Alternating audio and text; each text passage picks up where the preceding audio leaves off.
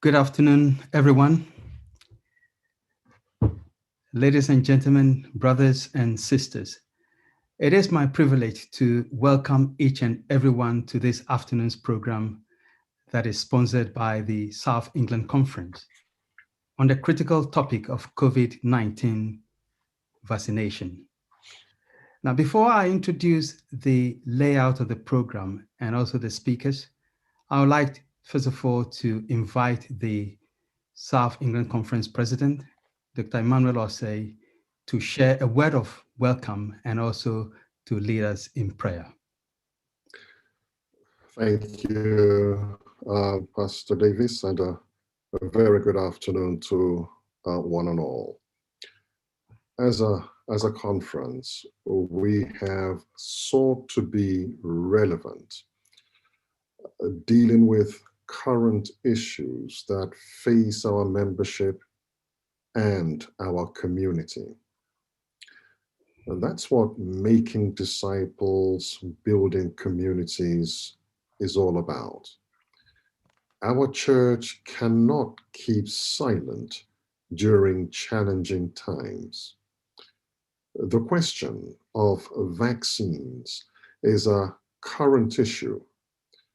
And so let me also add my word of welcome to all of you as we discuss this very important and sensitive topic. I'm going to ask us to bow our heads as we invite the presence of God into our midst. Let us pray, shall we? Our great God and Father in heaven, this afternoon we are happy that as a church family we can come together on this platform to address something that has impacted all of us. We are wrestling over this whole subject of vaccines, and I'm just grateful to God. We have an opportunity with those who have taken time to study this very important subject to share of their experience. I'm happy that as a church family we can be together to dialogue and to learn so that we can make informed decisions. I pray that your blessing and your presence will be with us as we enter this discussion. Thank you, Father, for hearing our prayer, because we ask it in the name of Jesus. Amen. Amen. Thank you very much, Pastor Osei. It's about a year now since the first case of the coronavirus was diagnosed in the UK.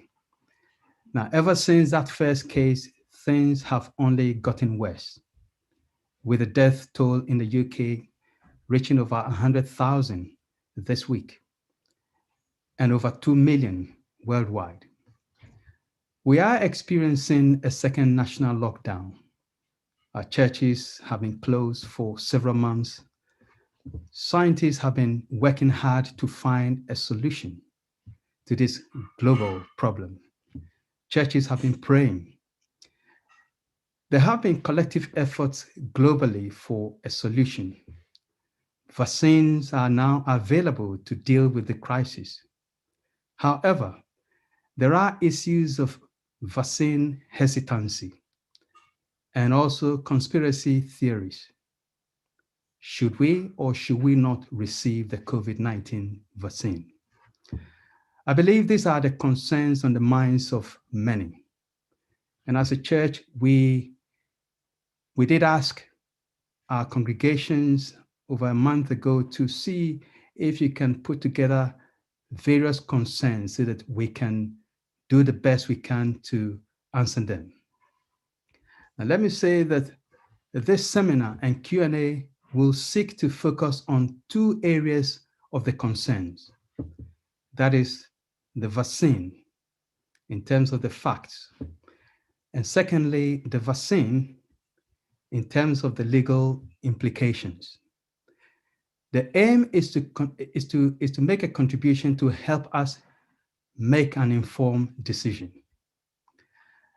Let me, at this time mentioned that this program is not meant to represent any interest group.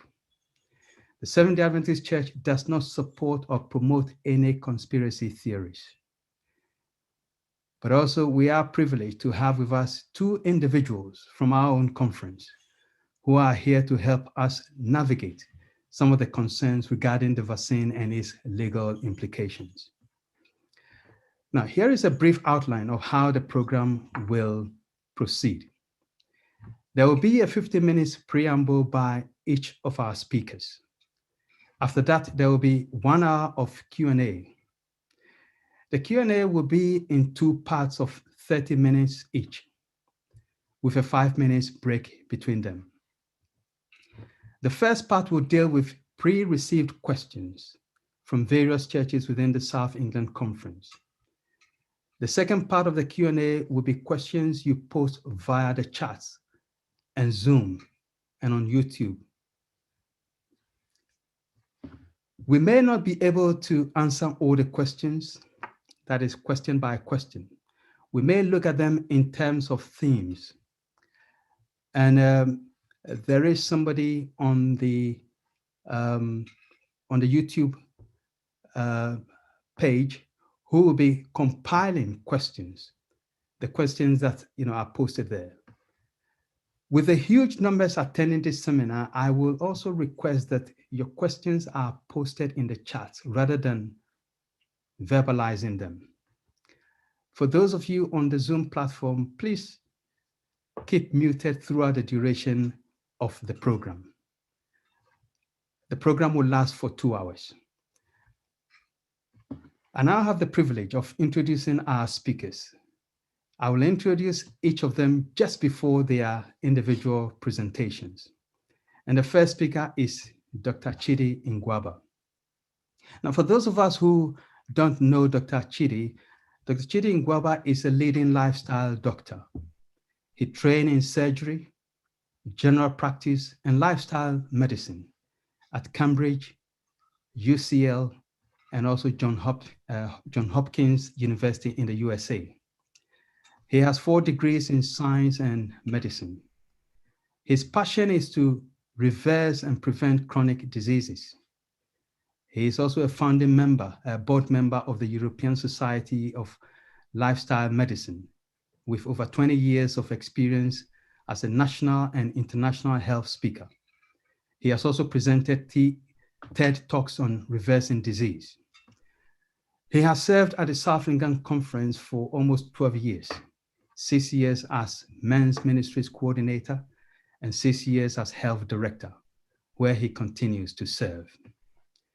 Dr. Chidi has contributed articles to a number of leading European and UK magazines and newspapers, including the health magazine Top Sante and the Daily Mail. He has been guest on various national TV and radio shows also. And he is the resident doctor at Premier Christian Radio. In 2016, he received a National Award in Leadership for his work in reversing disease. And finally, I will encourage you to look out for a soon-to-be-released Hollywood film on health with the caption, The End of Medicine, which Dr. Chidi is part of. It speaks about the root causes of global diseases, including COVID-19, and what can be done about it. I've seen the trailer.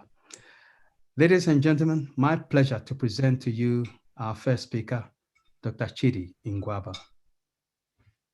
Well, thank you very much, Sam. I really appreciate that. Welcome, everybody. I see there's quite a few people here and also on YouTube. As Sam said, my name's Dr. Chidi, for those of you who don't know me.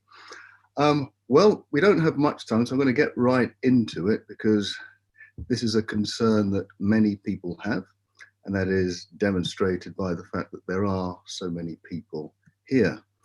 So we are going to be talking about COVID-19 and the vaccines. I should, though, just give you a little bit of background. Let's just remind ourselves where we are. We are in the middle of a pandemic. It's a coronavirus pandemic, and we've had some of them before. I mean, we've had SARS, you would have heard of that, MERS. Now we have COVID-19. Just to let you know or remind you that just about every virus we get has its origin in animals, and usually we contract it because we've eaten them or come in contact with them in a specific sort of way. But there are very few, if any, viruses out there that are not caused by the consumption of certain types of animals. And now there are some people who believe that COVID-19 doesn't kill anybody. Well, it actually does. It is, and especially in the early days, it was much more lethal than the flu. As you can see, flu, the case fatality rate is 0.1%. For coronavirus, it's around about 3%. You go all the way down to things like Ebola, which is 50%. So it is not the worst disease that we've seen, but it's not the lightest either. So we shouldn't ever just disregard it as though it's not serious. But here are some facts also that were found early on. As age increases, our risk increases. You go up to above 80, you're getting up to about 15, 14% mortality. Something else that is vital to understand is that very early on, we realized that over 99% of the people who actually die from coronavirus had an underlying disease, at least one underlying disease. And those diseases could be high blood pressure, diabetes, cancer, anything. But the more underlying disease you had, the greater your risk of having a fatal outcome for coronavirus. And, you know, perhaps we should just pause briefly there just to say that if that is the case, and it is the case, we're spending so much of our time trying to treat the disease, but very little time is spent on how to prevent the disease. So if we were able to eliminate some of the underlying diseases, many of us would be at far lower risk. And those of you who know me, and Sam just said, I spend most of my time helping people to reverse those underlying diseases before your body is insulted by something like coronavirus or even influenza. I'll leave my details and I'll come back to those later for those of you who are interested in reversing some of those underlying diseases. Now, I just want to give you this. I took this screenshot from TV, and because we talk about the numbers of people who are dying, I want to put this into context. We hear daily the numbers of deaths from coronavirus. Now, here's something I took from the BBC. It says 326 deaths reported in the latest 24-hour period. I'm grateful for the small print that it leaves because it tells us what's actually going on. The 326 deaths are deaths for any reason within 28 days of a positive test. So it does not mean that people are dying from coronavirus or COVID-19. It means that if you've had a positive test and within 28 days you die, that is considered a positive COVID-19 death. How many of those deaths are due exclusively to coronavirus or even related to coronavirus? We don't know. And if you look at the Office of National Statistics, which I certainly recommend you to, that these are unbiased statisticians, they don't tease out those numbers either. But I'm just telling you, because we keep hearing, you know, Britain has the highest number of deaths in Europe or in the world. Well, it's because we're taking so many deaths that may not even be related to coronavirus. So please bear that in mind. Here's something that's probably more accurate. This European Mortality Monitoring Project, which shows the numbers of deaths every year, just the total number. And you can see there are seasonal variations. And right away, you can see from 2017, 18, 19, there's this seasonal waveform. On week 17 in 2020, that's when the pandemic hit. We had a big spike in deaths right the way throughout Europe. But then that calmed down through the summer, then rose again, as it does normally, but has already started to come down as well. Slightly more specific to the UK, these figures are from the Office of National Statistics, as I said, and it talks about the 5-year average death rates. Now, the pale blue and dotted line are the 5-year average. The dark line is the deaths that we've had in the past year. And you can see there's the spike again. around about March, April. But for most of the year, our death rates have been pretty similar to the past 5-year average. It started to rise again towards the end of the year, but it's coming back down to the normal average. I'm giving you this information because often we're almost petrified into thinking that, well, everything seems to be so much more dramatic now than it was before.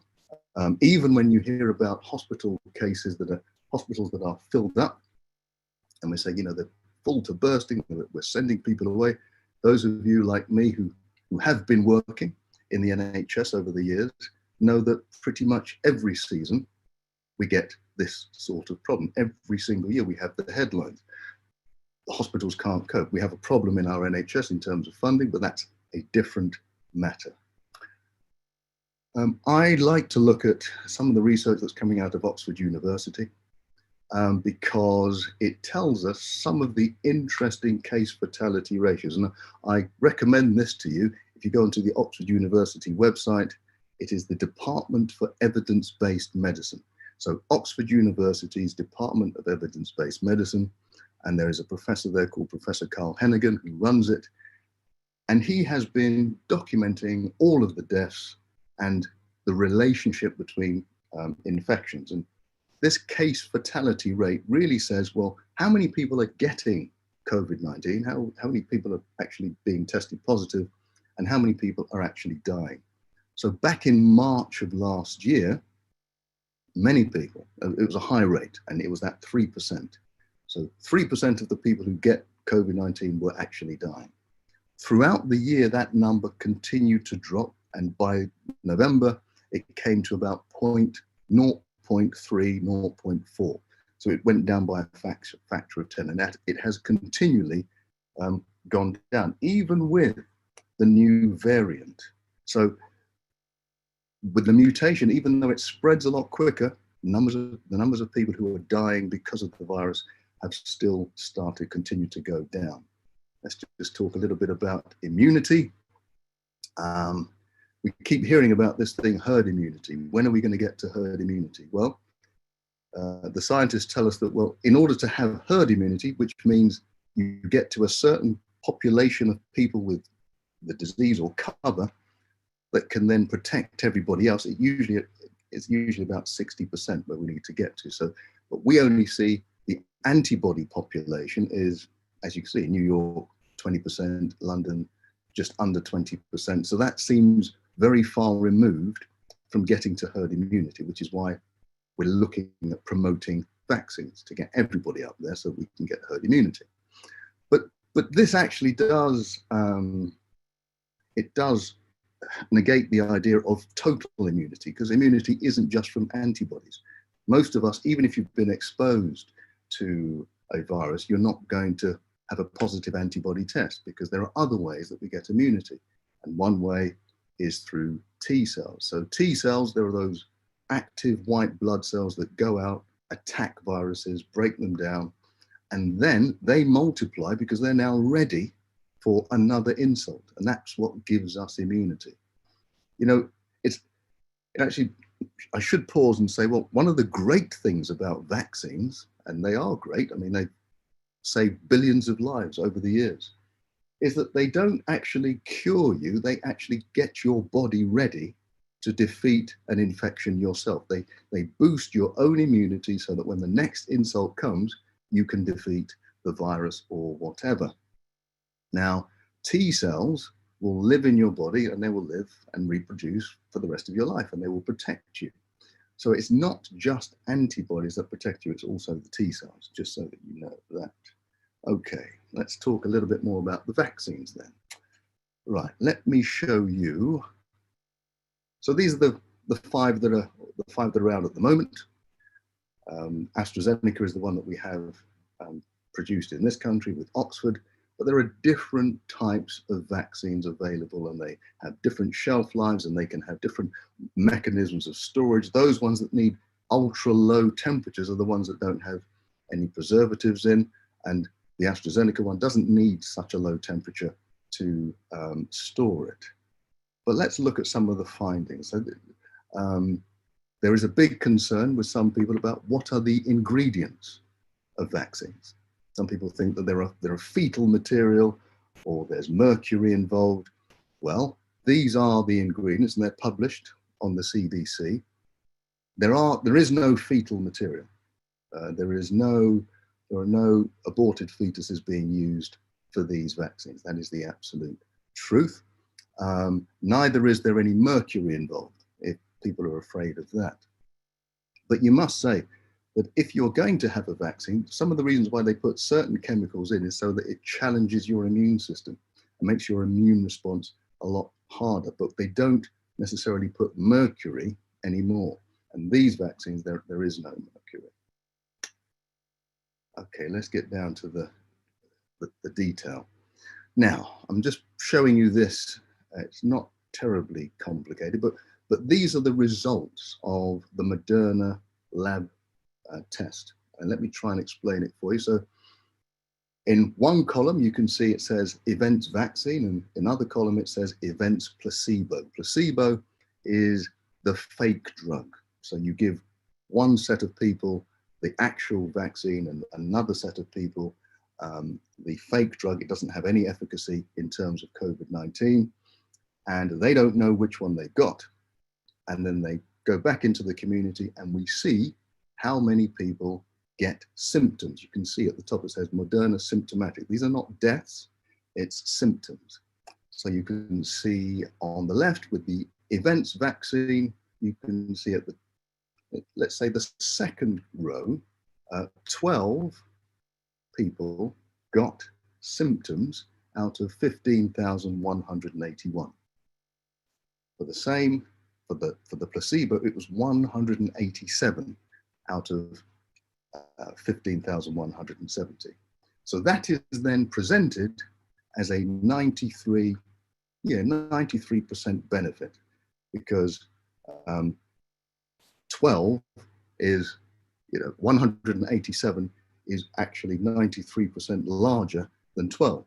So there's a 93.6% change.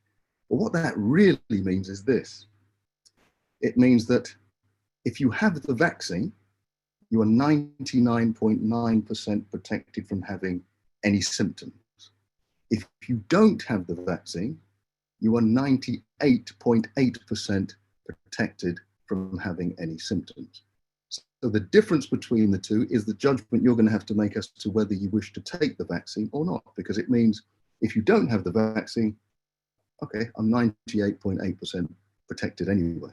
If I have the vaccine, it goes up just over 1%. The next one, which is Pfizer, a similar number. So you can see for the placebo, you've got 162 people got symptoms out of 17,511. For the actual drug, 8 people. And what that means is 99% protection with the vaccine, 99.1% cover without the vaccine. Again, that is a decision that we are going to have to make, but it is based on, when we hear things like it's 90% effective, it sounds like a huge number, but actually what it means is it's the difference between you getting it and somebody else getting it. If you have the vaccine, somebody doesn't, is about 1% difference. Okay, I hope that makes sense. Now, what else about the vaccine? Because even though we have these vaccines and they obviously can work, there are many things that the vaccine companies cannot tell us. And one of the things is transmission. Most people and most companies are telling us that even if you have the vaccine, that doesn't stop you from transmitting the virus if you get the virus again. And so I guess some people may scratch their heads and say, well, what is the point of getting the vaccine? Well, it lowers your risk of getting symptoms, definitely. And if it lowers your risk of getting symptoms, it will lower your risk of getting more complicated symptoms. But there is no evidence to date to say that it would reduce your risk of transmission. And you will hear chief medical officers and others saying that even if you've had the vaccine, you still have to wear a mask and keep social distancing. And I know that is a bit confusing to people, but transmission has not been dealt with the vaccine. It may come out a bit later. It may be shown that it will reduce the risk of transmission. What other issues are occurring with the vaccine? Because there are issues. And I must say Because you have concerns about vaccines doesn't make you an anti-vaxxer. We're allowed to have concerns. We're allowed to ask questions. That's why we're here today. I do dislike it when people are all categorized. If you have doubts about a vaccine, you're an anti-vaxxer, you're anti-science. That's not true. If you look across the pond in France at the moment, 70% of the doctors are not taking vaccines. They're not anti-vaxxers. They may have other vaccines, but it's just they have concerns about this one. For example, one of the vaccines that came out from Australia, if you took the vaccine and you had an HIV test, it would test positive because of the vaccine. You don't have HIV, but it would make you test positive. So that vaccine had to be withdrawn. In Norway, you may have heard of this in the last few weeks, 23 deaths from frail elderly patients immediately after vaccination. They're actually now investigating that. The British Medical Journal has published some data. But before everybody got really confused and concerned, there were tens of thousands of people who had the vaccine, but they saw these 23 deaths in these very frail elderly people, and that's now being investigated. These are questions, legitimate questions. What about historical vaccines? Well, we've had vaccines like this in the past. 10 years ago, when I was a GP, we had swine flu. And swine flu, because it was an epidemic, we fast-tracked vaccinations like we have this time. And those vaccinations were given, even I gave them out, and certain people, a significant minority of people, had serious side effects that occurred later down the line, a year, 2 years, 5 years down the line. Narcolepsy was a big one.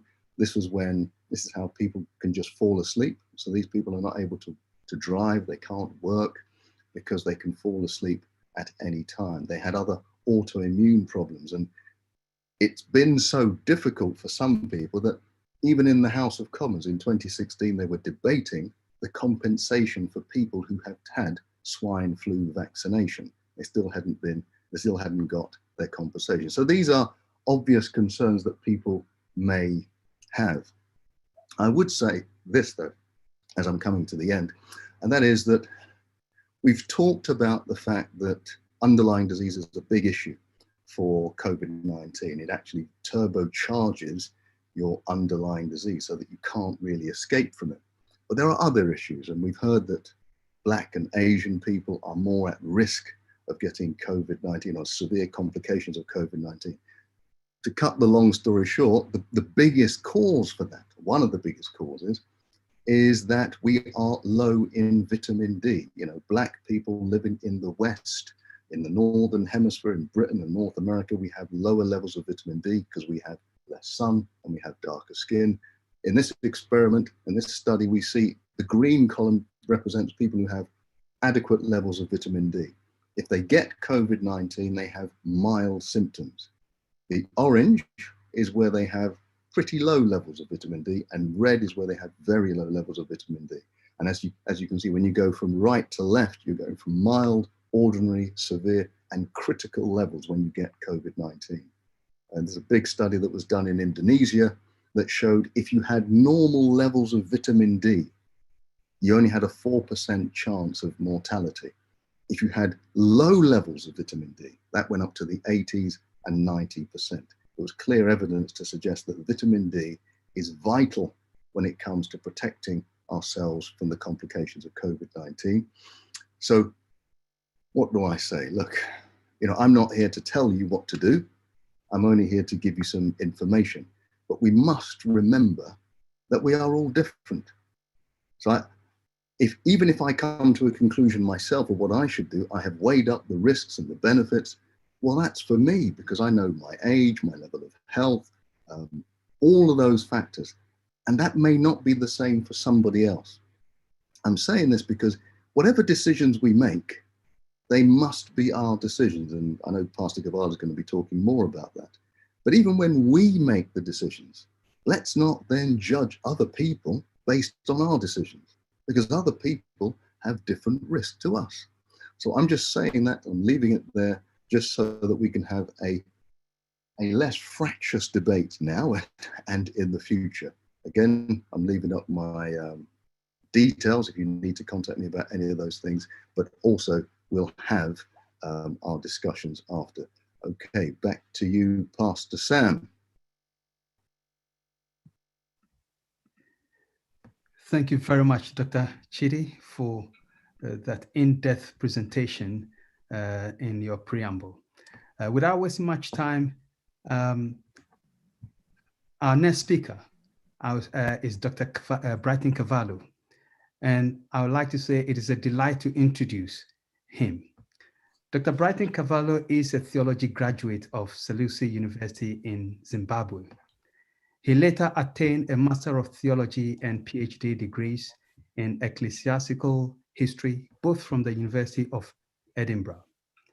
It was at Edinburgh University that his religious liberty and advocacy interests developed during his studies in church, state, and society lectures at the university. He later studied and completed an MA degree in international studies and diplomacy at the Center for International Studies and Diplomacy, University of London.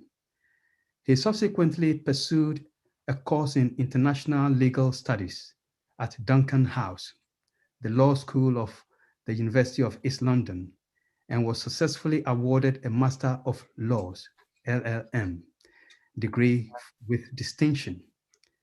A year later, he completed an extramural diploma in legal studies, focusing on human rights and European Union law, and graduated also with distinction from Birkbeck University of London. Dr. Kavaloh has served in pastoral ministry for over 35 years. During those years, he has also served as Ministerial Association Secretary for the South England Conference and the British Union Conference of the Seventh-day Adventist Church. He is currently the Religious Liberty and Public Affairs Director for the South England Conference. Ladies and gentlemen, my pleasure to present to you our next speaker, Dr. Brighton Cavallo.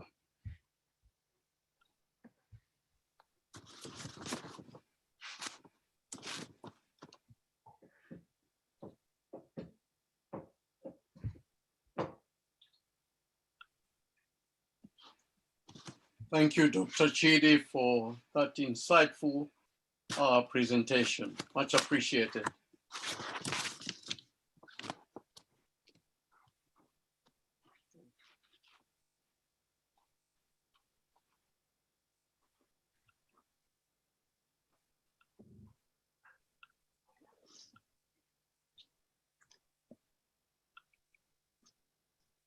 I've lost my, sorry.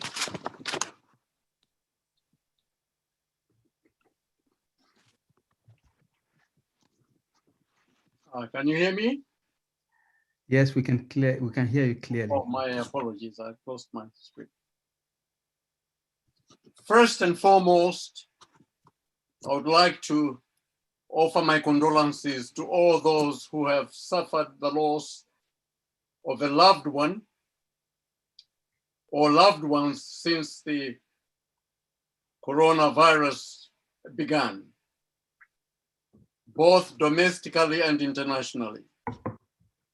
My heart goes out to those who still are hospitalized to wish them a speedy recovery. I would also like to pray that God will be with those attending them, to give them strength and wisdom as they carry out this formidable task.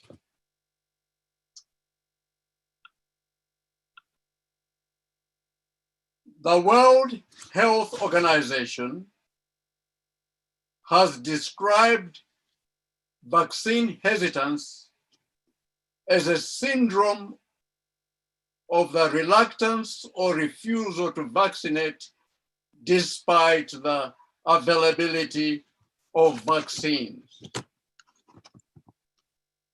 I find that the definition of vaccine hesitance by the World Health Organization given here as too simplistic.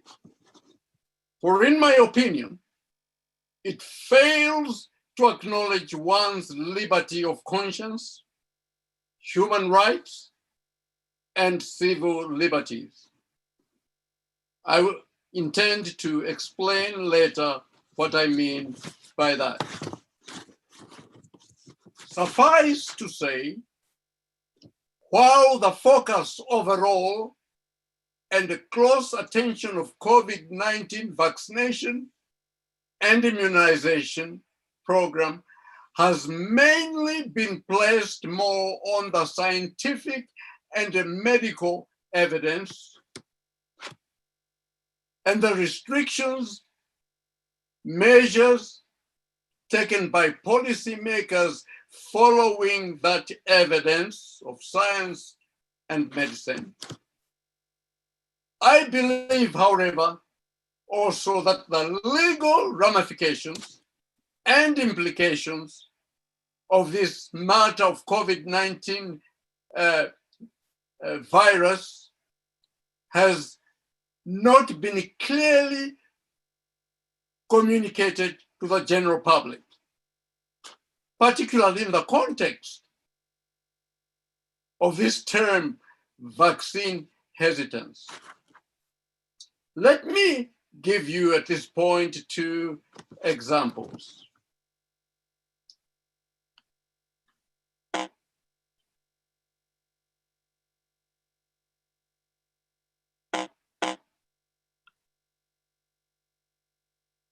First example of someone a fortnight ago who sent me a letter. Obviously, the person remains nameless. At the working place, had this letter, and I've just taken a clip of this content. Dear colleague, COVID-19 staff vaccination, quote unquote. Sadly, we have already had a number of our employees refusing to have their first vaccination. But we believe that all of our employees have a duty, look, it's been highlighted, duty, to accept being vaccinated because that is the only way to reduce the risk of infection to themselves and to everyone that have any form of contact with. We will be continuing to arrange for everyone's vaccination. We want everyone to accept being vaccinated. If anyone refuses to be vaccinated, we will be requiring that they give very clear reasons for their refusal. The individual said, there you are, Pastor. Where are my rights in all this? If you look just at that clip, it's a long letter, you will see that the citation of the word duty to accept provides a tone and a language that is not persuasive but coercive. It seems to me, whatever that institution was or is experiencing that a number of its employees were being seen as vaccine hesitants, if you want to call them that way. The best way would have been to negotiate, to explain a little bit more, but reading the letter in its entirety, it's almost like much of a stick than a carrot to do it. The second example, possibly you'll be familiar now with those verses. two distinct videos doing their rounds on social media, March of last year. Possibly some of you will remember. Both these videos purported what you see on the screen, that the Public Health Control of Disease Act 1984 had changed on the 27th of April 2020 with immediate effect. Changing to what? You will be forcibly vaccinated. The last point, asking what's in the vaccine before having it is classed as an offense.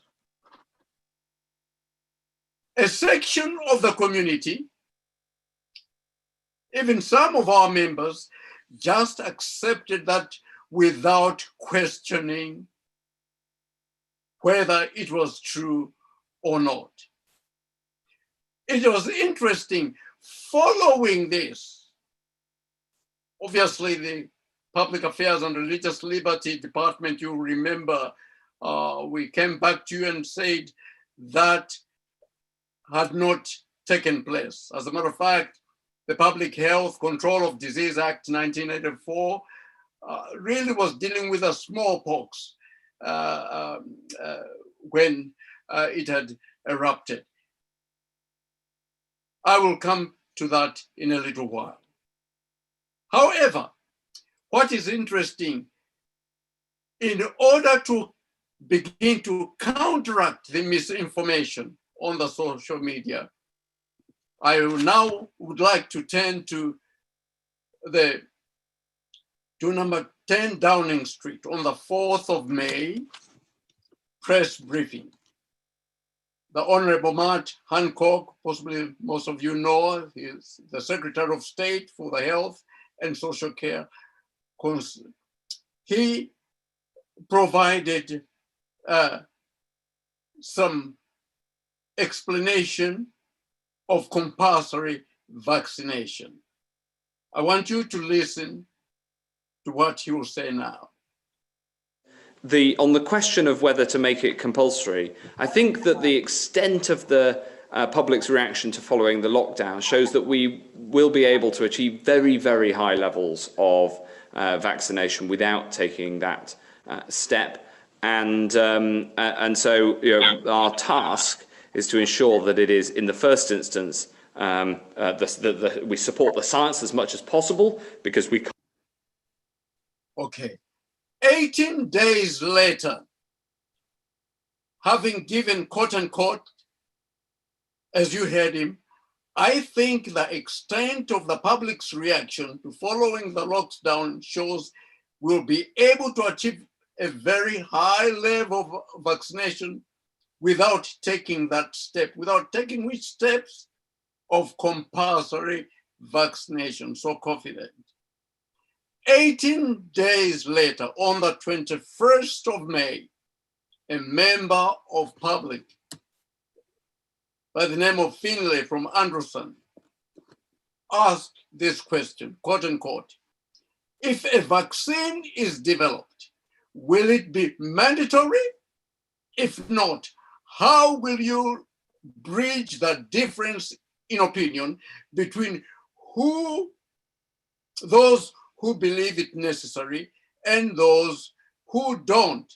Almost as if, how are you going to bridge the difference between those who readily accept the vaccine and the vaccine hesitants? I want you now to see the response that will follow and listen attentively.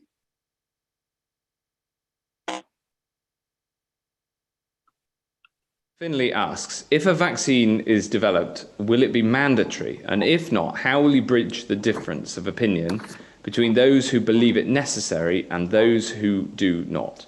Well, Finlay, the first point to make is that we're doing everything we can to get a vaccine, and we will only recommend a vaccine if it is safe And that means that if we get a vaccine, and I very much hope that we will, and we're working incredibly hard for that, and people are asked to vaccinate, to take that vaccine, then they absolutely should, because we'll only do it on the basis of clinical advice that it's safe. The question of whether it's mandatory is not one that we've addressed yet. We're still some time off a vaccine being available. But I would hope, given the scale of this crisis and given the overwhelming need for us to get through this and to get the country back on its feet, and the very positive impact that a vaccine would have, that everybody would have the vaccine.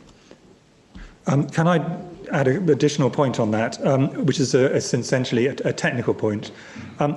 If you think about vaccines, there are a lot of different sorts of vaccines, but you can broadly use them in two ways. The first way, the way which everybody thinks about, is as an epidemic modifying vaccine. This is, you give it to the whole community, rather like MMR, and that protects everybody from getting these infections. But the other way you can use a vaccine is that you can use it as a disease modifying vaccine. You give the vaccine to those people who are most at risk. And you might do this because there isn't enough vaccines, so you'd want to protect the people who are most vulnerable, or you might do it because it's a partially effective vaccine that can stop people dying, but is not enough to stop the transmission of the virus. And in that case, you would give it to a much smaller number of people. Now, clearly, in that second group, you are absolutely doing it only to protect the person who is being vaccinated. And if they choose not to have that protection, it doesn't affect anybody else. That is simply their choice. But then they obviously are denying themselves the protection that this kind of vaccine could provide. Thanks very much, Chris. John? Well, Secretary, so just a more general observation about vaccine programmes, that the most successful vaccine programmes tend to be by consent. So what really matters is clear explanation of the benefits and risks, any risks that are associated with the vaccine, and a really good system to make the vaccine available to everybody who needs it. So although some countries have adopted mandatory programmes, the most successful programmes tend to be done on the basis of consent, good information, and good delivery mechanisms. But clearly, mandation is there, can be used in some instances.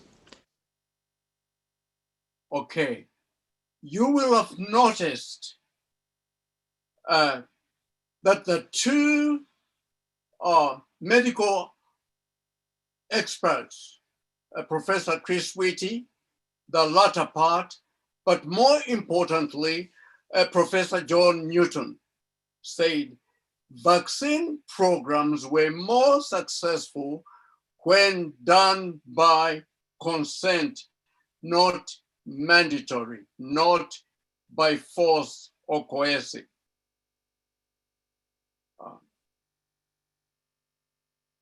It is interesting that that was not taken up. An opportunity to develop that aspect and bring it to the community, that vaccination, more also what we are going through, is not something that must be forced on you. In medical law, for consent to be valid, it must be accepted as a voluntary, informed decision.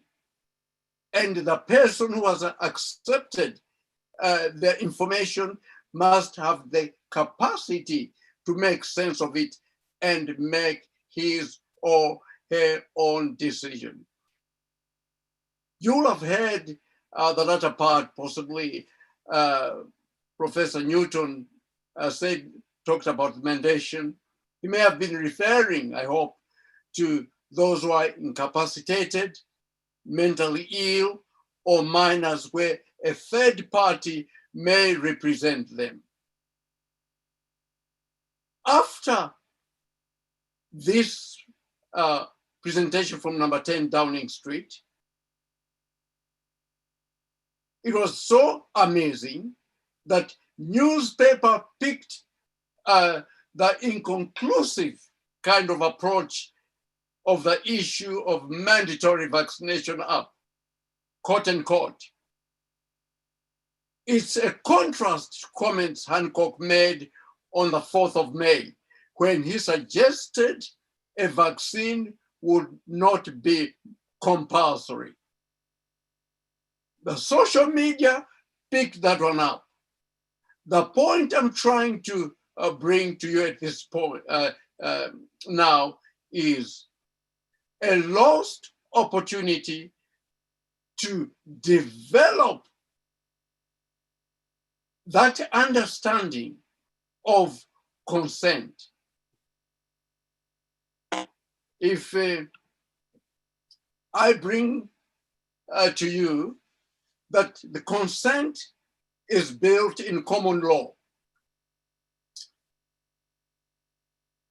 this case of T, an adult's refusal of medical treatment, Lord Donaldson, quoting him from all England law reports, said, quote unquote, an adult who suffers from no mental incapacity has an absolute right to choose whether to consent to medical treatment. This right of choice is not limited to decisions which others might regard as sensible. We must be very careful of possibly making vaccine hesitants, in your opinion, as villains. They have an absolute right. The latter part, Lord Donaldson put it this way: it exists, that right exists, notwithstanding that the reasons for making the choice are irrational, unknown, or even non-existent. That has been built up in where we are even today. On your left, Coronavirus Act 2020, medical treatment. It is very clear in the stipulation that you cannot be forced medical treatment. And on point 2, it says medical treatment includes vaccination. That cannot be forced on you. It has to be by consent. It's your absolute right to say, I'm not going to have it. But I brought the right-hand side for you to appreciate that there are occasions that qualify that absolute right. For in times of emergency, the Secretary of State can make regulations in order to protect Article 2 of human rights, right to life. Everyone's right to life is protected by law. So what happens is, although on your left you have that law which stipulates that you cannot be forced, the decision is yours. If there is an emergency on the right to public health, like the incidence and the spread of severe acute respiratory syndrome, coronavirus, the Secretary of State can bring in measures or restrictions below qualified right. You see, Article 8, the right to respect for private and family life. Article 11, freedom of assembly and association. A classic example is what we are going through now.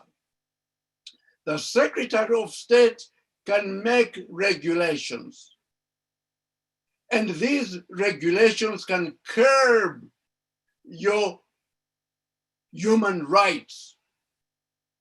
respect for private and family life. During this pandemic, you'll have known you may not visit your parents, you may not visit each other. So many people only are allowed to be in one place. That right can be kept. Freedom of assembly. You cannot meet in church, but not for all time until the lockdown is over, until that supposed spread of infection has been regulated. So on your right, you have your absolute right. But in times of crisis, there can be regulations to protect the public. Article 2 is important to the government because it is responsible for protecting its people. For if they don't, they are done. If they do it, people may complain. So that qualified right will curb your human rights. But if you realize what's going on there, you will have noticed from the landmark chambers, public health and public law, the interpretation becomes this, where I've just underlined. However, it is significant that the justice of peace, magistrate, does not have the power to require the infected person to submit to treatment for the condition. Thus, a person can be isolated, quarantined, and offered appropriate treatment and kept in isolation until the risk of infection is reduced, but cannot be required to accept any medication which is offered. Okay. You'll be asked to isolate. You'll be asked to be quarantined up to a certain point, but you cannot be forced to take the vaccine. Why? You can exercise your right not to be subjected to what would be an assault and battery under English law, medical treatment without consent. If you do not give a consent, anyone who injects you can be charged with an assault and battery. Going back to what my colleague, Dr. Chidi was saying, it is left to you as an individual to put all the information together, to receive the right information, that is, and make up your own mind without pressure. And as I come to my last slide, this is Louise Hooper, a barrister from Garden Court Chambers, makes this conclusion. It is clear, talking about the law in UK, it is clear that mandatory medical treatment and vaccination are explicitly prohibited by the Act. There is, however, potential for abuse, leading to infringement of what? Civil liberties and human rights, unless the powers contained in the coronavirus are exercised lawfully. It is here, as I end, that while indeed vaccination is not mandatory, but there may be times when mandatory would come in by stealth, as it were. It says, powers under the Act are restricted to those circumstances where the exercise of power is proportionate, necessary, for the shortest time. So 3 things to watch when facing your decision. Is the decision I'm making reasonable, proportionate, and necessary? As with any legislation dramatically affecting civil liberties, there is a need for vigilance to ensure the state does not overstep its boundaries. Please watch that. And finally, my favorite writer, servant of the Lord, Ellen G. White, talking about liberty of conscience. We are not doing the will of God if we sit in quietude, doing nothing to preserve liberty of conscience. Fervent, effectual prayer should be ascending to heaven that this calamity may be deferred until we can accomplish the work which the Lord has, which long has been neglected.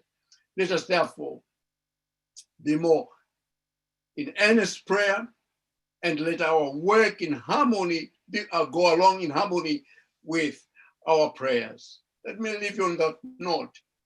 The vaccination that is taking place must not curb your liberty of conscience, but along with your liberty of conscience, make sure you have the right information whether to take that vaccine, that vaccination, have it or not. Thank you. Thank you very much, Dr. Kavaloh, for that preamble. It is now time to address some of the concerns. And as I mentioned earlier in my introduction, we will start by addressing the concerns initially submitted by the various churches within the South England Conference. We will spend the next half an hour with those questions, which have been grouped into 8 themes. And then after that, we'll have 5 minutes break, and then we'll come back and look at all the questions that came up during today's presentations. Now, the first concern is about the potential side effects the vaccine could have on individuals. Can you address this, Dr. Chidi? Thank you. Yes, I guess you should put it into 2 sections. If you have a vaccination, for most of us, we will have some early effects, some early side effects. So, for example, you will know a painful arm. I think if you can just mute some of your Pastor Brighton, if you can mute yourself, that would be great. Yes, so painful arm, a bit of a fever. I mean, those you can say are side effects, but actually they are telling you that the vaccine is actually working. Most of the effects occur within the first week or so, and that is absolutely fine. But I guess what people are more worried about are what are the long-term side effects. And as I mentioned in my preamble, there have been shown to be long-term side effects of other vaccinations. That's absolutely true. For the COVID-19 vaccinations, well, we can't possibly have any data on long-term side effects because most of these vaccines haven't been produced even over a year. So it doesn't matter how bright you are, doesn't matter what good intentions you have, you cannot possibly tell anybody what the side effects will be in 5 years, 10 years time. So that, in that regard, we must wait, and we don't know. Many of the vaccines have been produced similar to other vaccines, so they think that, well, probably there won't be any side effects to come, but nobody can know for certain.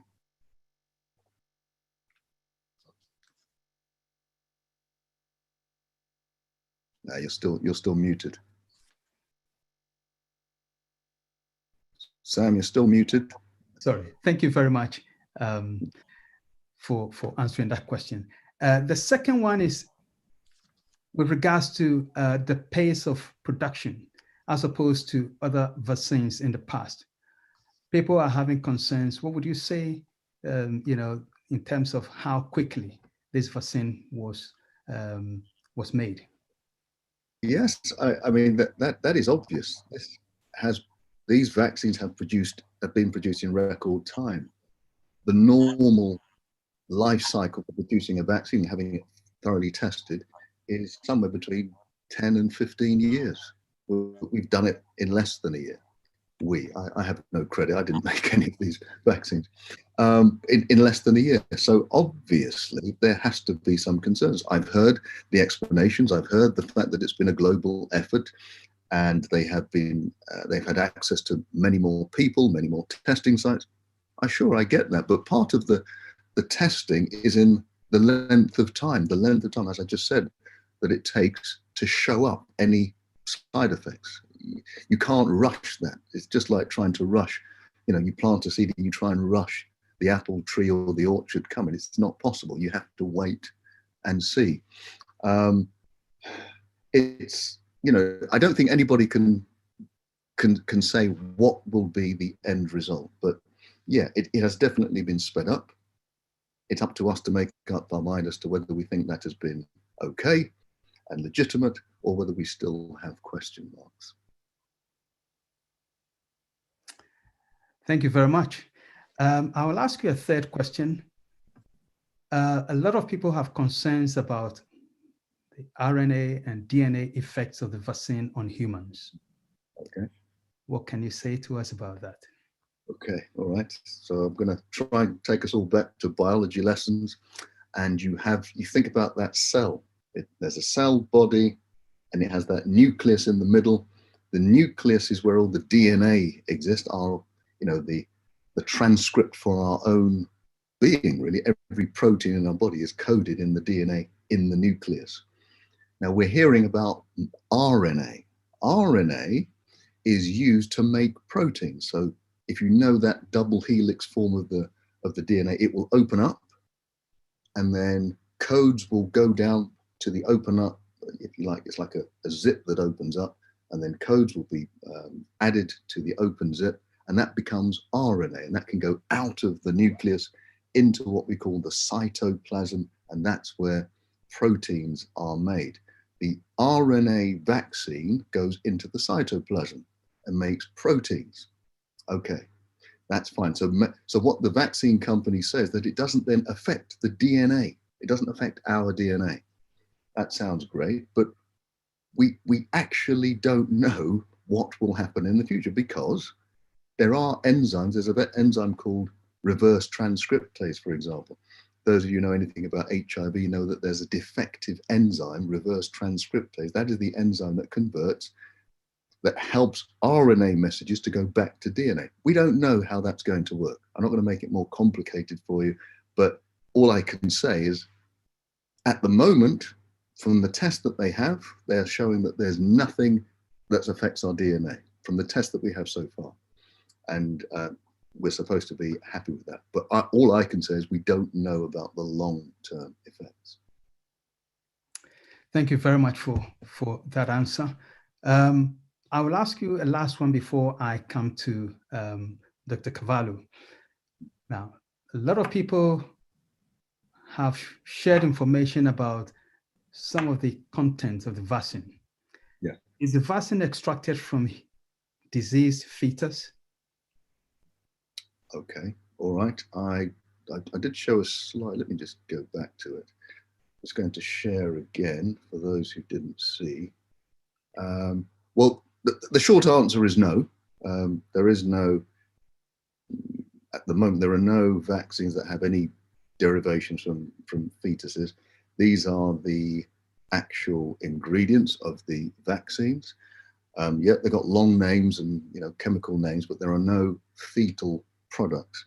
And also, it's important to know that there's no mercury in any of these. However, as it says at the bottom, the Sputnik vaccine and the Janssen vaccine, which come from Russia and I think China, we don't yet know what the full ingredients are. But the ones that we know about, they have neither fetal material or mercury. I'll come out again. Thank you very much.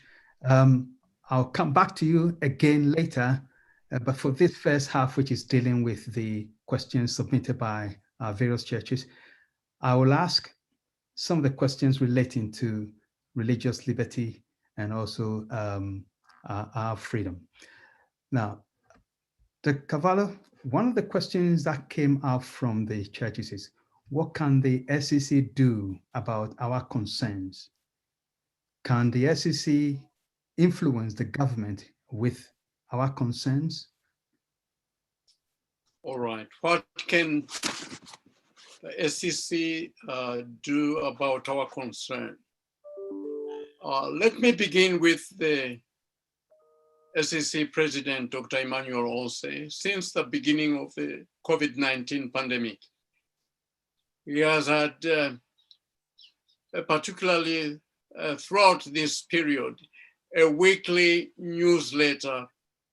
And from my recollection, as frequently as possible, he was able to keep us informed. Every Thursday, as a matter of fact, he would drop the latest for us to know what was happening. So our concerns were dealt with in his newsletter and videos on Thursdays. Dr. Chidi, if my memory serves me correctly, especially last year, he would update us on the same, through the same newsletter. That's where I got my garlic, ginger, and vitamin D and so forth. He kept us posted. But also from the PAL department, we have had at least 3 videos. The first was on the 13th of June, updating you the developments as they unfolded. So really your concerns to some degree were looked into and will continue to do so. If you may want to just go back and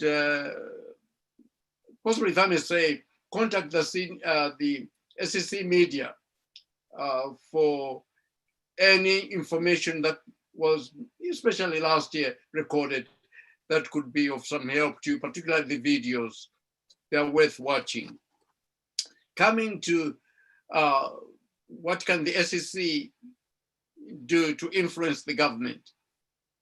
You will also recall that we invited the SEC constituency to rally to the cause by responding to a consultation called Changes to Human Medicine Regulations to support the rollout of COVID-19 vaccines.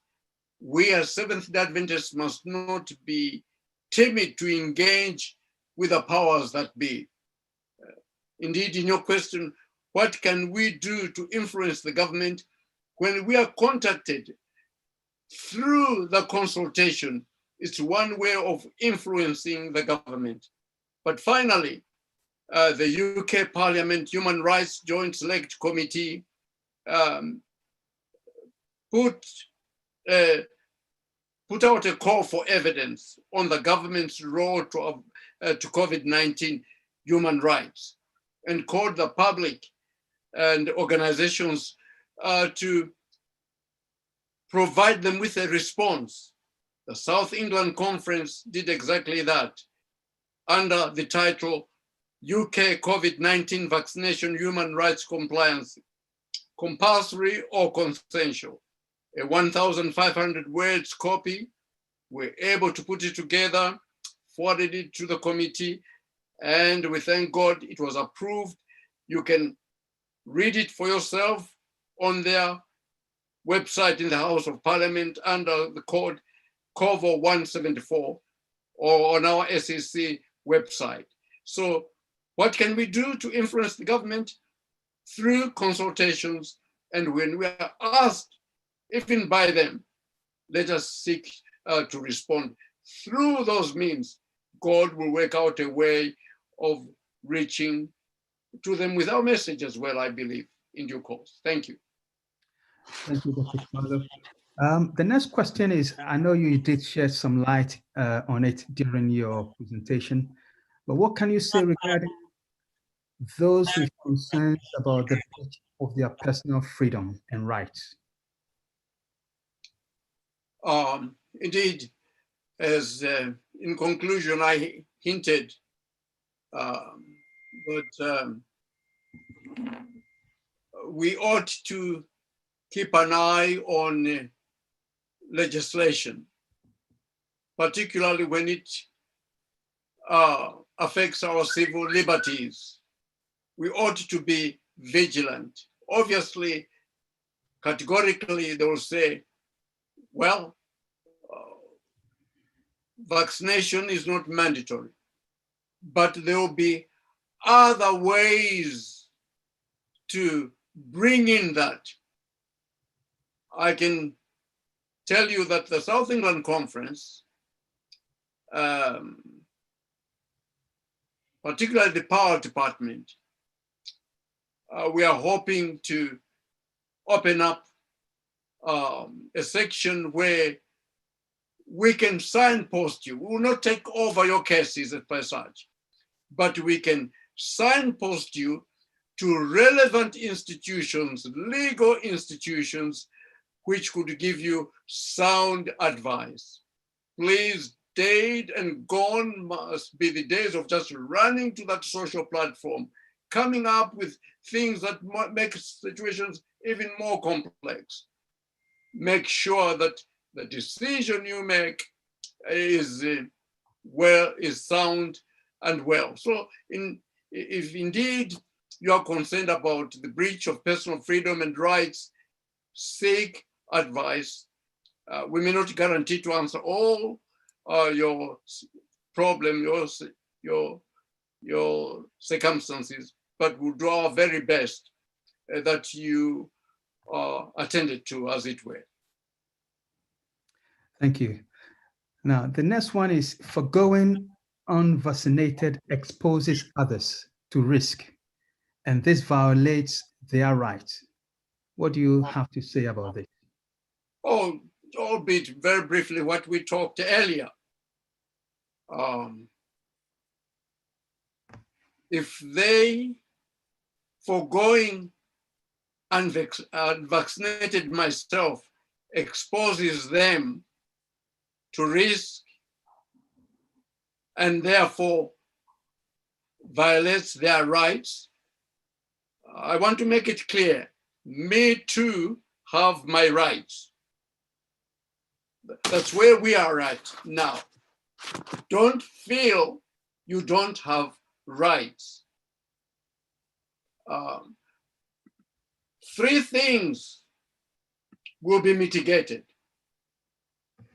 Say, I'm not going to be vaccinated. You are not going to get vaccinated.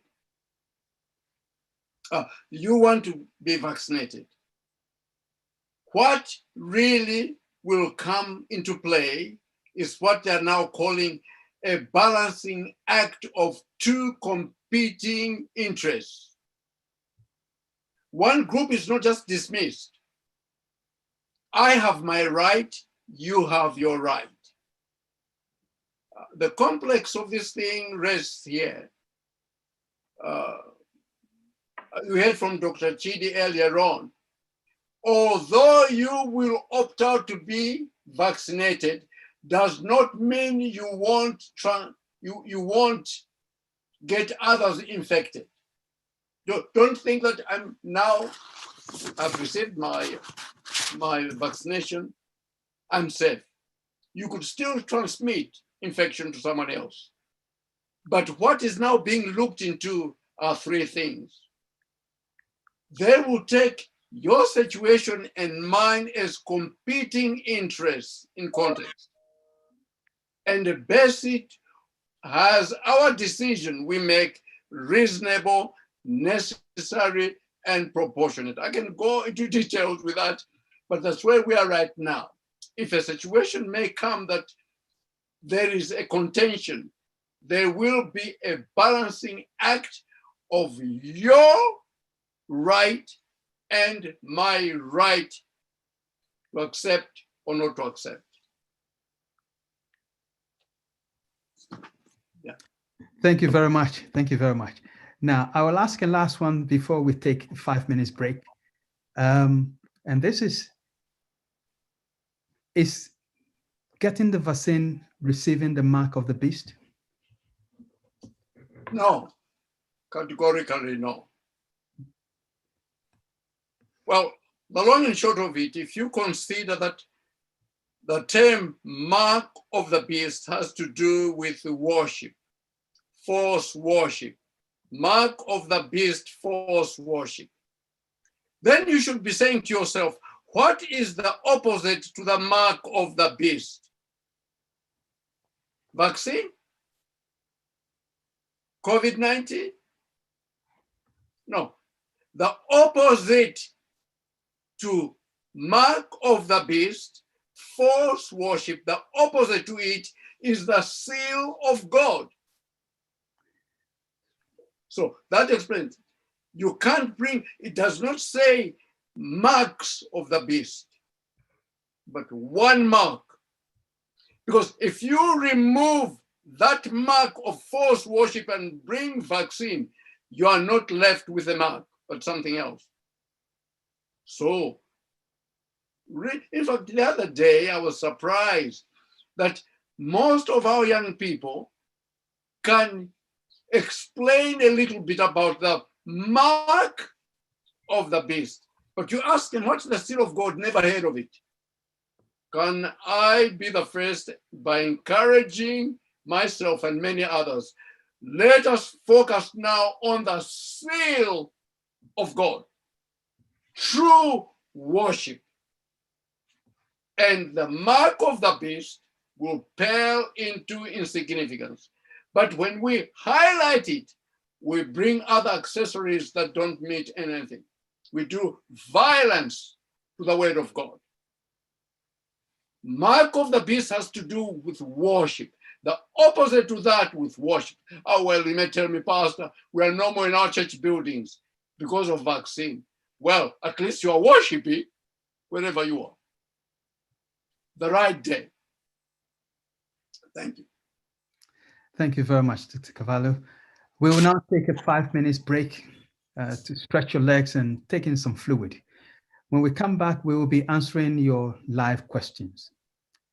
And we should be back exactly 4:30. See you soon.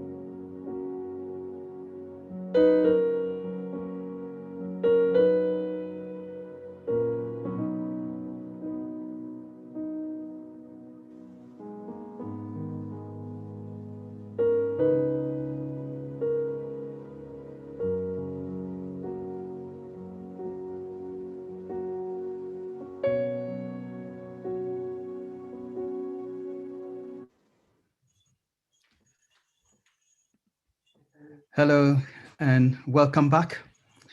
Now, this is the last part of the program on vaccine concerns.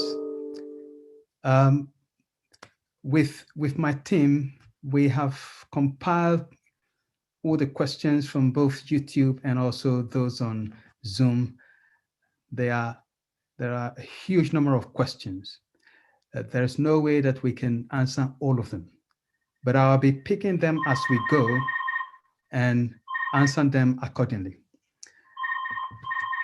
The first one is to Dr. Chidi. Is there any data on how the vaccines interact with other prescribed medications? And if so, which ones? Okay, well, as I say, these vaccines are very new. There's really hasn't been enough time to suggest so. But when you think about the nature of vaccines, most of them don't usually interact with medication. As I say, vaccines are there designed to boost your immune system to make it prepared for another onslaught. But it's very difficult, and it's probably way too early to say whether it will interact with any other medication that we have. Thank you very much. Secondly, is there any data on how many, if any, BAME participants took place in the trials? Yes, for the Moderna and Pfizer vaccines, much of the trials that were done in the United States, some of the trials that were done in South America, Brazil, there is actually a stratification of how many Black, Asian, white people were used. With the AstraZeneca Oxford vaccine trial, there is no data currently, because I remember I was speaking to the people who did the vaccine with the rollout team, and they said, well, they hadn't really stratified races at all. Thank you. Now, also, there are questions regarding the impact on genetic illnesses such as sickle cell anemia, SIA. What would you have to say about those? Okay, sickle cell anemia, probably SLE, lupus. Maybe that's what you were talking. Is that what you had? Sickle cell anemia, and then SIA. The person wrote. Oh, okay, all right. Okay, sorry about that. Well, I mean, that's another thing where you have to weigh up the risk, because if you have sickle cell and you go into repeated crises, it could obviously be made worse by getting COVID-19, even if you have the symptoms of COVID-19. So you might consider yourself a higher risk person. What would be the effect of taking the vaccine simply on somebody who has one of those diseases? Again, I mean, it's early days, but there have been people who have taken the vaccine. They haven't had any immediate effects. But again, I think that is a decision that you are going to have to make. You are going to have to weigh that one up for yourself. Thank you. A lot of the questions will be coming your way.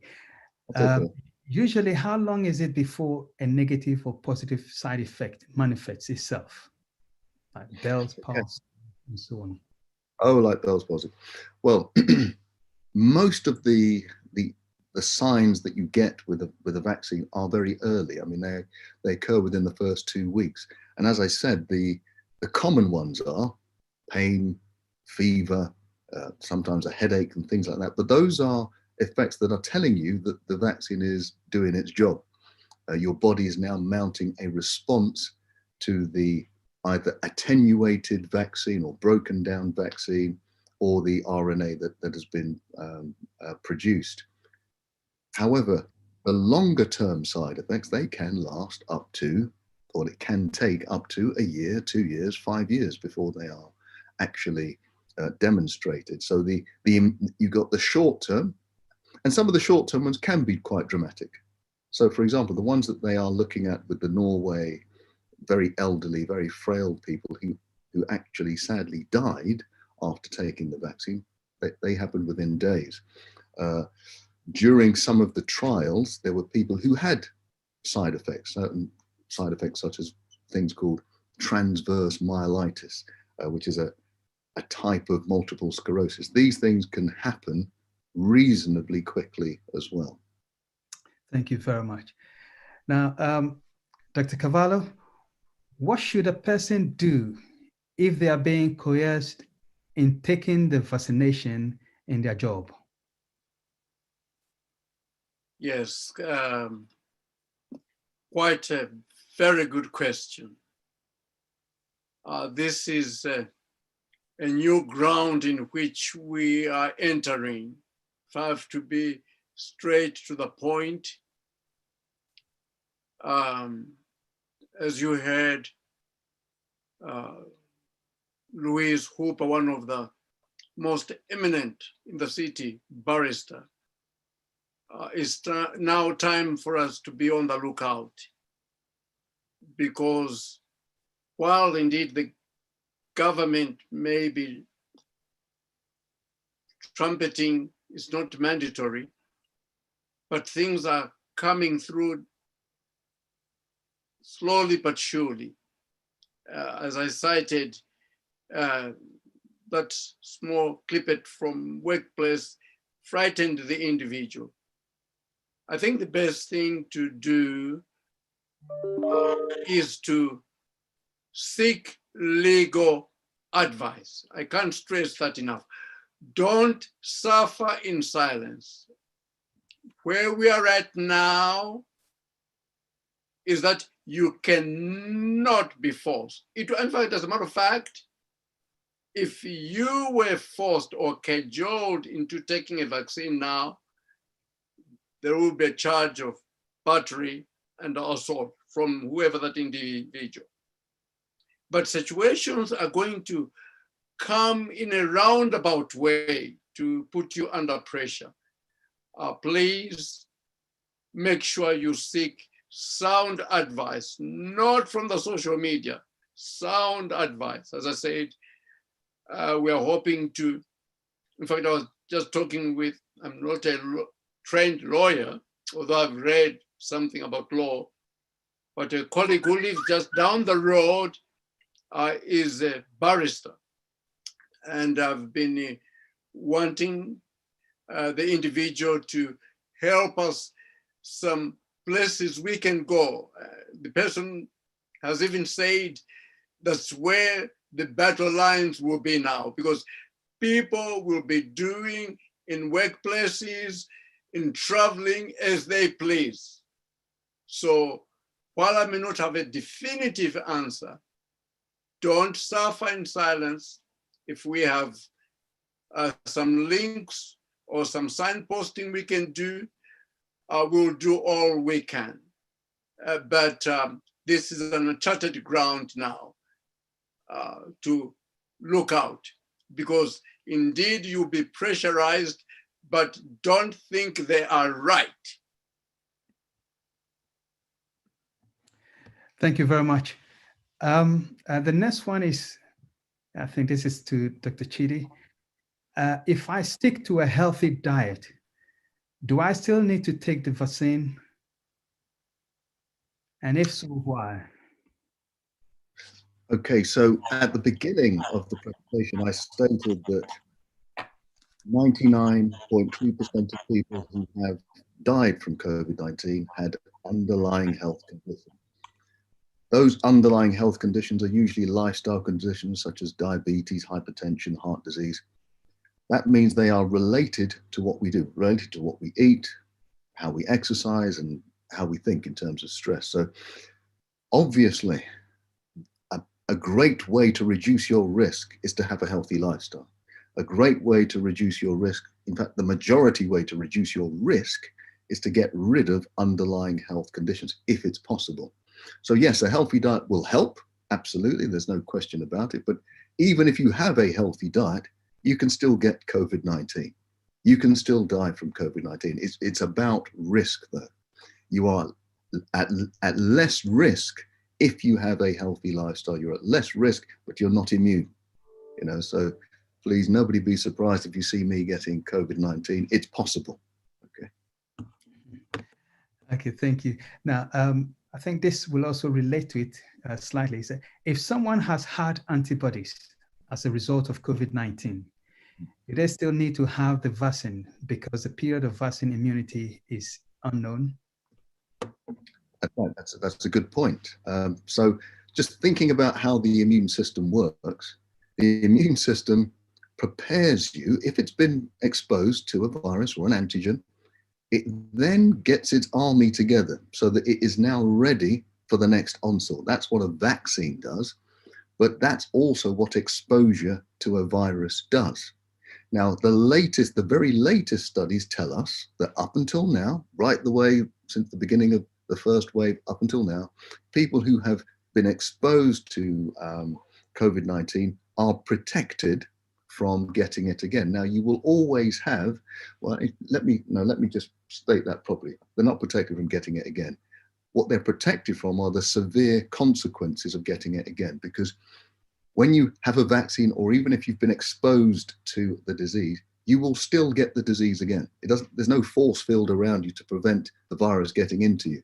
It's just that your body can deal with it much quicker. You have an army that can deal with it so very quickly. So if you have been exposed, the highest likelihood is that you will not get it so badly that it will cause you difficulty again. And that's what the latest research tells us. So it wouldn't really make sense to take a vaccine if you've already been exposed to it. Thank you.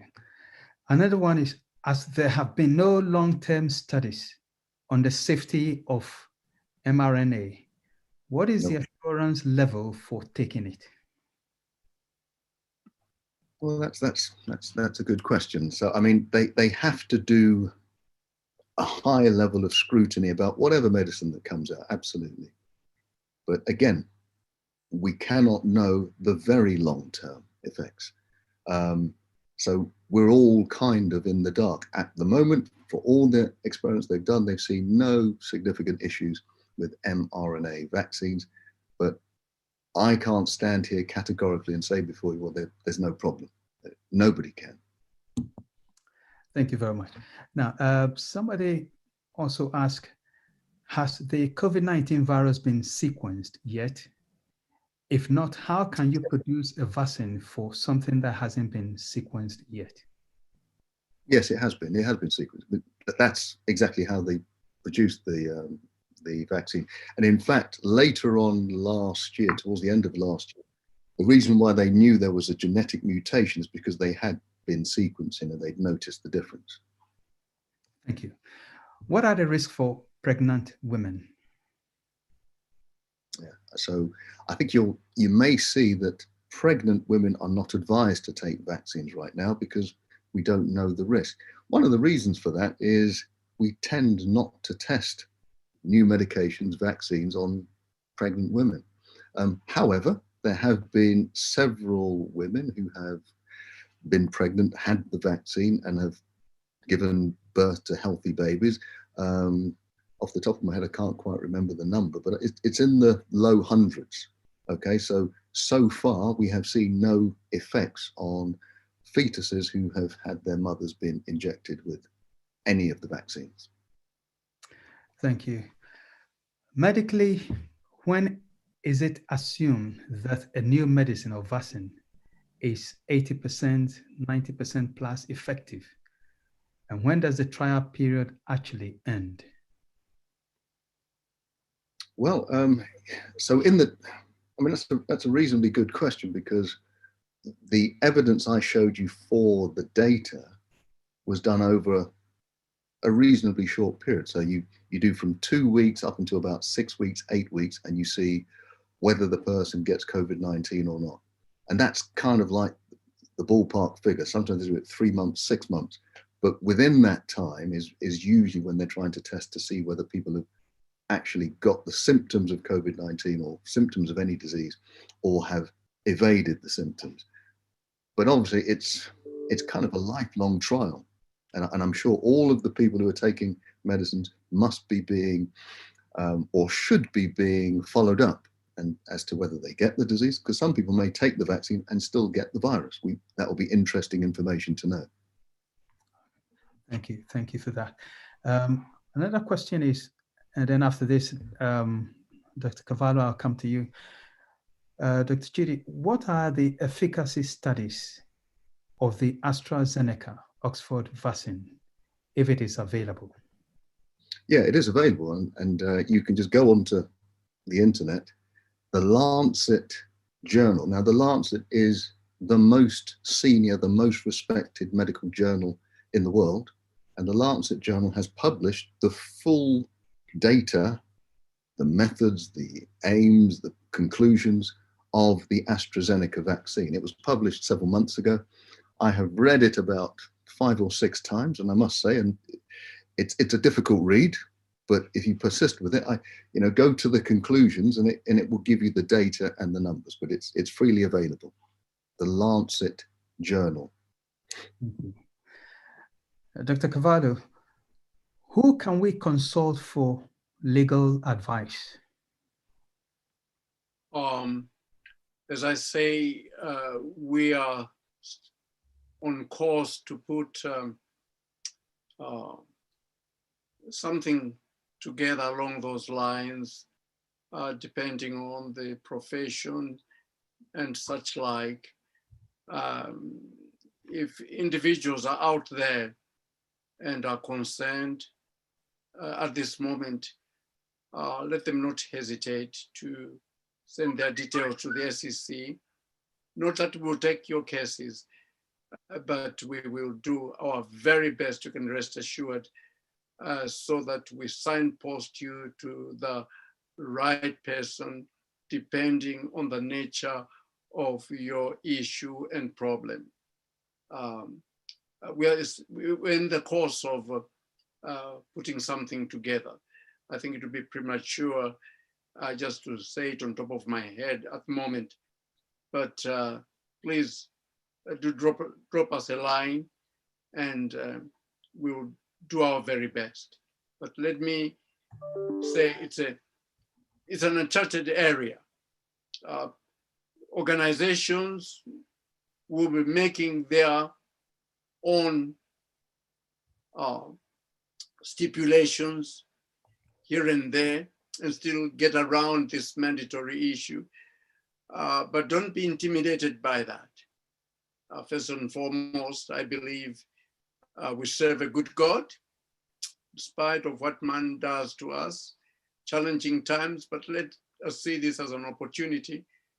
But that which we will not just pray, but to do everything within our constraints to ensure that we have recourse, and rightly so, done justly to us. So let me just say, please drop us a line, and we'll make that a priority and get back to you. That I can promise. Thank you. Now, whilst you're there, what advice would you have for our children in school relating to the vaccine? Relating to? To the vaccine. Or to the vaccine? Yes. Well, I think Dr. Chidi will be the right person to answer that, but let me put it this way. As I understand, the children are not in a sort of great danger compared to the adults. I think Dr. Chidi hinted that the older you are, it would seem, therefore, you have to pay heed to this vaccine or the vaccination. And you will have also noticed that the rolling out has started with the elderly and the vulnerable. The children are just being caught betwixt the two. Obviously, we're hearing now that children can also have it and pass it on. They may not suffer like the adults, but they can have the infection and pass it on. Hence, they're online for their classes as well. I don't know whether he wants to come in on that, Dr. Chidi, but as I understand, the children are in a safer zone than the adults. Dr. Chidi. Yes, that's right.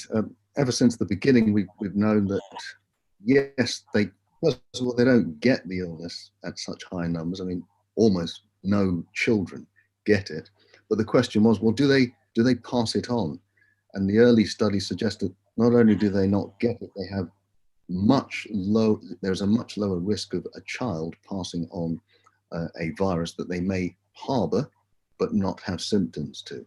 So really, and right the way throughout the lockdown period, there have been children of doctors, nurses, healthcare professionals, other essential workers who've been going to school, and we haven't seen any results of any teachers getting COVID-19 symptoms from the children. So, I mean, that gives us cause for hope. Thank you both. Now, I'm going to twine two questions. What are the efficacy studies of the AstraZeneca? Sorry, that wasn't the one. Now, do you know if we have a choice of, if we can choose between which vaccine? And also, in terms of somebody is asking for opinion, which is more effective, Pfizer or Astra? Okay. Well, I don't think you do get a choice. You walk in and they've got a vaccine for you. I mean, I don't know if you've ever had a flu vaccine. I've never seen a person say, well, which flu vaccine am I getting? They just give you what they've got. The most likely one that we'll get here is the AstraZeneca one, the Oxford one. To say which one is more effective, well, we go back to the study. They pretty much have similar efficacy. Now, we're only giving, for most people, they're just getting the one dose, then we're delaying the next dose. But pretty much they're in the same ballpark. And when you think about the real number, and by the real number, rather than just saying, oh, it's 90% or 80% effective, the thing that matters to me is, what is my increased risk? If I don't have the vaccine, what is the increased risk? And it's somewhere below 1% difference. So between the vaccines, there's very little in it. Thank you very much. Perhaps we might entertain two more questions before we bring this to a close. Now, one of the questions is, sorry, I was looking at a particular question which has not been asked, but what are the, are doctors financially incentivized to administer the COVID-19? Well, if you have a GP, your doctors are financially incentivized to do many things, to get your blood pressure down, to get your blood sugar down. That's just how the health service works. So there is some kind of compensation for giving vaccines. But I don't want you to think that, okay, well, that's what's driving doctors. In this country, with the NHS, not so much. It's not so much that, but it's more to do with the fact that they're trying to quell the pandemic. I don't think there's such a big financial incentive anymore for GPs or doctors to do it. I'm not convinced of that. Thank you. Perhaps the last one, because of the time I mentioned that we will spend for this program. Has Bill Gates any involvement in these vaccines? Well, you'll have to ask him. Sadly, I'm not a mate of Bill Gates, but I don't know. But what I do know is that the companies that are producing the vaccines are independent of Bill Gates. But I would suggest you, rather than worry about him, look at the track records of the companies that are producing the vaccines. If you're worried about the vaccines, look at the track records of those companies. Thank you very much. This brings to an end, this exciting topic and presentations on concerns about the COVID-19 vaccine. So, Dr. Kavaloh, are you going to say something? Yes, I was just seeing on the chart, Maureen wanted my presentation. Definitely, if details were sent to you, I can see it on the chart, my presentation. She can have it. Okay. Thank you very much for that. And somebody did place your email contact there. So yes, you can make contact with the conference and we'll give you the details. Like I said, this brings us to the end of this presentation. I hope you'll join me in expressing gratitude to our speakers Dr. Chidi Ngwaba and also Dr. Brighton Cavallo for their research, the presentation, and also the answers they provided for this program. And thank you very much for your participation. Now, since the issue of COVID-19 and the vaccine is quite fluid, we hope to be back again in the near future, perhaps to look at other aspects that we haven't dealt with in this program. Now, before we really leave, I would like to invite the South England Conference President, Dr. Emmanuel Osei, to give us the closing prayer. And perhaps if you have a word to share. Thank you, Pastor Davis, and to my two colleagues, Dr. Chidi and also Dr. Brighton Cavallo. I have thoroughly enjoyed listening to the presentations and the questions that have been asked. I'm also encouraged by the fact that as a church, we are meeting the needs of our membership because this is something that is relevant to each member or each participant here. I know not all the questions have been answered, but what has been answered, I think it's of great benefit.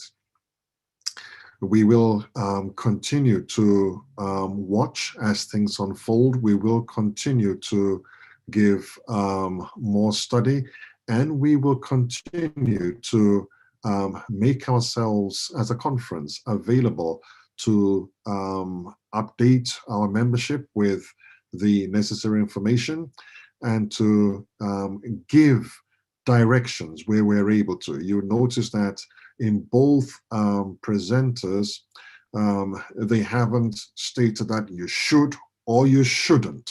And we believe that God has made each one of us intelligent to gather the information and prayerfully make the necessary decisions for ourselves. And I just want to underscore that this is the position that we hold as a conference. And so, Drs. Chidi and Kavaloh, thank you once again for guiding us and giving us the necessary information to be better equipped to be able to make our decisions as we move forward.